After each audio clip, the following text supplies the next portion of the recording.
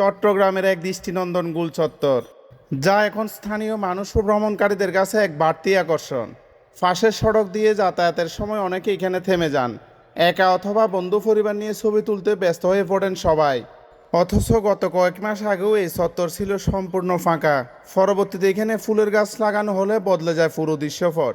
চারপাশে রঙিন ফুল আর সবুজের সমারোহ যেন এনে দেয় নতুন প্রাণ। আর তখন থেকেই শুরু হয় মানুষের আনাগোনা।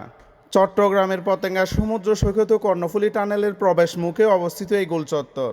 সৈকতে ঘুরতে আসা পর্যটকরা প্রায় সময় একবার হলেও এখানে প্রবেশ করেন, ছবি তুলেন, কাটান আনন্দঘন সময়। স্থানীয়দের জন্য এটি এখন এক বাড়তি বিনোদন কেন্দ্র। দিনের আলো যেমন দারুণ দেখায়, সন্ধ্যার আলোও ঠিক তেমনি ঝলমলে রূপে সেজে ওঠে। শহরের কোলাহল ছাড়িয়ে যখন কেউ পতেঙ্গার পথে আসেন, প্রথমে চোখ পড়ে এই রঙিন কুল চত্বর। এটি যেন প্রকৃতির এক স্বাগত বার্তা, যেখানে এসে মন ভরে যায় সৌন্দর্যের ছোঁয়ায়।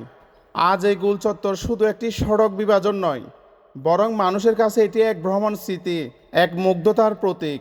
প্রিয় দর্শক, চট্টগ্রামের পতেঙ্গা সমুদ্র সৈকত এলাকায় সর্বশেষ আপনি কবে এসেছিলেন? সেই সময় কি এই গোল চত্বরে কোনো ফুলের গাছ দেখেছিলেন? জানাতে পারেন কমেন্টে।